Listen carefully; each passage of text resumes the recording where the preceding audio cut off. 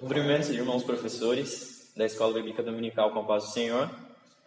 E antes de qualquer coisa, eu quero agradecer primeiramente a Deus pela oportunidade que me deu de estar aqui, pela vida e pelo convite do pastor Amarildo Stecanella, que confiou em mim essa tarefa, e também ao irmão Agnaldo, que está aqui disposto a gravar esse vídeo com a gente. Meu nome é Bruno Eduardo, eu congrego ali na Igreja Assembleia de Deus da Vila A, e sou um dos professores responsáveis por ministrar as aulas para os adolescentes lá na igreja. E eu fui convidado pelo pastor Stecanella para gravar esse vídeo, para dar algumas dicas, talvez algumas propostas para auxiliar os professores que estiverem querendo uma ajuda com essas aulas. Afinal, lidar com adolescente é um grande desafio, mas é um dos mais recompensadores. E para começo de tudo, eu trouxe algumas dicas para como falar com os adolescentes, que eu sei que algumas pessoas têm um pouco de dificuldade com a comunicação com os adolescentes, e comunicação nem sempre é o forte dos adolescentes, principalmente quando não se trata do círculo de amizades dele ou da faixa etária em que eles estão. Isso é natural, mas isso pode dificultar um pouco o aprendizado e o interesse pelas aulas, já que muitas vezes eles se recusam a escutar conselhos e orientações, principalmente se vierem de forma arbitrária e impositiva. Então eu vou dar algumas dicas para conseguir melhorar a comunicação com eles. Primeiro de tudo, adaptar a sua linguagem à linguagem deles, mas sem tentar copiá-la. É importante entender essa diferença, porque não é legal tentar ensinar adolescentes da mesma forma que nós ensinamos os adultos ou da mesma forma que se ensinam as crianças. No primeiro caso, eles vão se sentir pressionados demais, porque é cobrança muito além do que aquilo que eles sabem, do que aquilo que eles conhecem. E no segundo caso, eles vão se sentir subestimados e um pouco tratados como criança. Então é importante que a nossa língua esteja adaptada para conversar com eles. Mas a gente tem que tomar cuidado. Adaptar a nossa linguagem não é copiar o que eles falam. Afinal, a nossa posição não se encaixa nesse tipo de comunicação, nesse tipo de linguagem o tempo todo.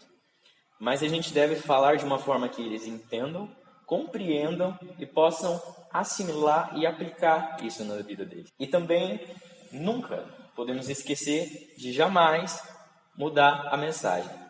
Nós devemos mudar a linguagem, mas nunca a mensagem. A mensagem do Evangelho é simples e não pode ser alterada. A gente tem que falar a mesma mensagem de uma forma diferente, de uma forma que eles compreendem. Mas como que eu posso fazer isso? Como eu vou adaptar a minha linguagem a deles e conseguir se comunicar de forma mais efetiva? A resposta é muito simples. Conviva com eles. Passe tempo com eles. Converse com eles, seja sobre assuntos importantes e reflexivos, sobre a palavra de Deus, como também assuntos seculares, talvez até assuntos bobos, porque isso vai trazer, não só vai ensinar como se comunicar de uma forma mais efetiva com eles, mas também vai te aproximar, vai nos aproximar cada vez mais deles. Então, os adolescentes vão aceitar melhor nossos conselhos e ensinamentos se olharem para nós e enxergarem amigos, exemplos, inspirações. Assim eles vão poder ver que há algo em comum entre nós e eles. E isso vai fazer eles acreditarem que podem ser como a gente e chegar onde nós chegamos, chegar além. Se o relacionamento entre professor e adolescente estiver top, as aulas ficarão mais top ainda. Falando sobre a aula, vamos para ela. Eu trouxe algumas dicas sobre como introduzir a aula e iniciar a aula. Eu não sei em qual momento será transmitidas as aulas para os alunos, mas se for seguindo o horário normal da Escola Bíblica Dominical, serão os domingos pela manhã. E um momento muito interessante da aula é o início. Na maioria dos casos, na escola presencial, os adolescentes estão com sono, alguns porque dormiram muito tarde e acabaram de acordar, talvez com fome, e alguns nem mesmo queriam estar ali, mas foram levados pelos pais. Nesse caso, talvez alguns estejam assistindo às aulas, porque estão sendo incentivados pelos pais. Mas Deus vai nos dar sabedoria para lidar com eles. Sabedoria que, inclusive, é o tema da aula dessa semana. Uma dica valiosa para iniciar a aula é, acima de tudo, estar animado. Adolescentes são facilmente influenciados por nosso estado de espírito. Então, começar a aula desanimado, devagar e talvez até com sono não vai ajudar em nada. E essa animação não tem a ver com estar alegre, animado, saltitante, brincalhão logo de manhã. Isso é uma personalidade que não está presente em todas as pessoas. E se você não é assim, não tente mudar. Isso não é um problema. Estar animado tem mais a ver com querer estar ali, com querer dar a aula, com querer ser o professor deles. Se você conseguir demonstrar isso, que você está ali para dar essa aula com o coração, com a alma, eles com certeza vão ficar mais animados e a aula vai fluir muito melhor. Adolescente desanimado ou adolescente que está com preguiça não vai prestar atenção na aula, provavelmente nem vai querer ouvir, e isso vai deixar os professores desanimados. Então é bom que você comece animado para animá-los e assim você também continuar animado até o final da aula. E outra ideia muito interessante no início das aulas é fazer perguntas desafiadoras a eles sobre o tema a ser discutido, mas sem dar as respostas de cara. Isso vai trazer a curiosidade deles para fora. Eles vão ficar curiosos, pensativos, tentando saber qual é a resposta dessas perguntas.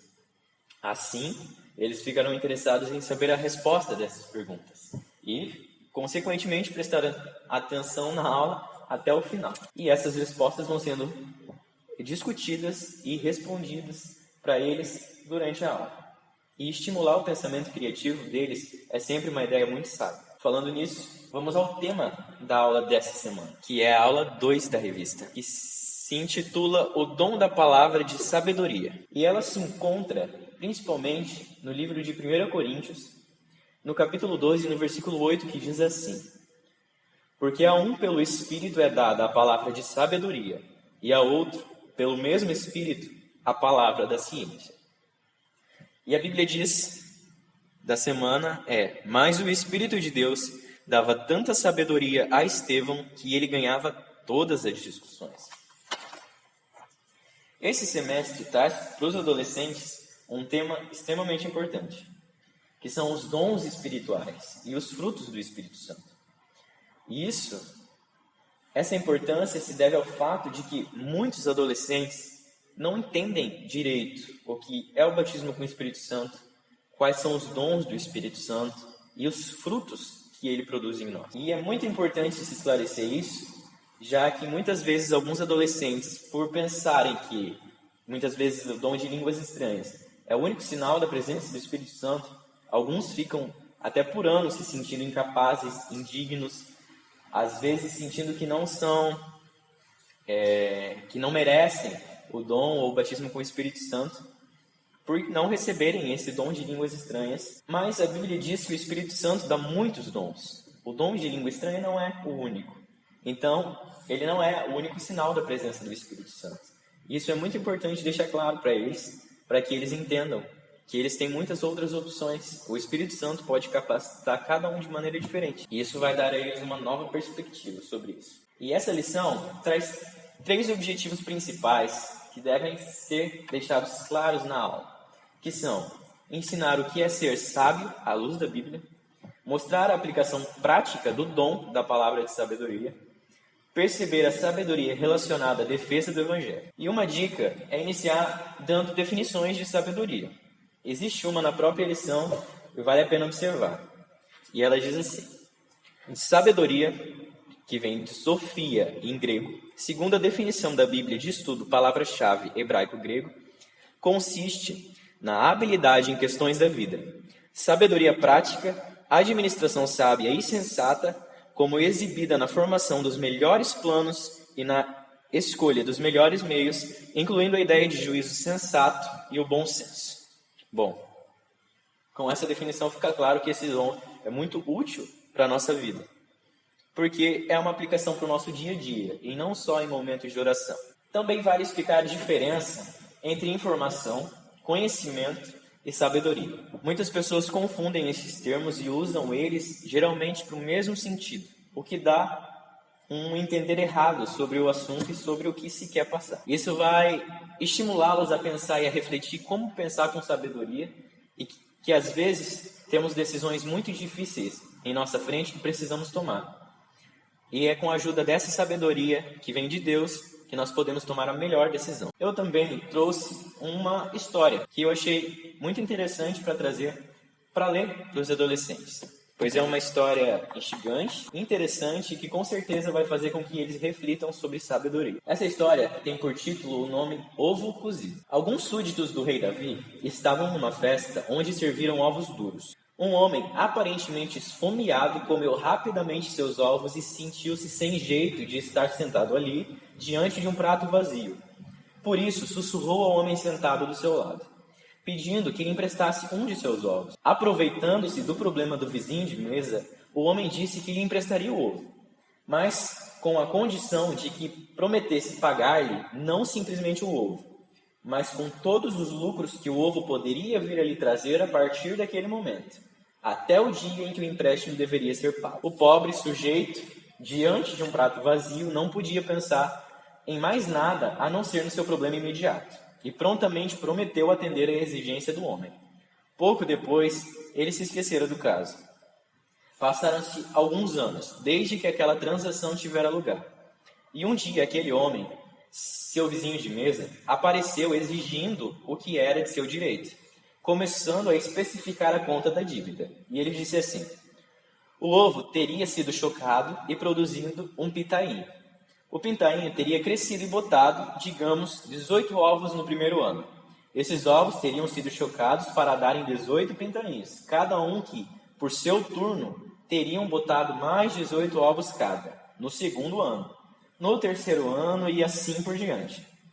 Concluindo as contas, o vizinho reclamou o pagamento de toda a fortuna que lhe teria juntado naquele período, de acordo com o trato. O pobre homem que se metera numa encrenca sem tamanho ficou horrorizado e não sabia o que fazer para encontrar uma saída a fim de solucionar o problema.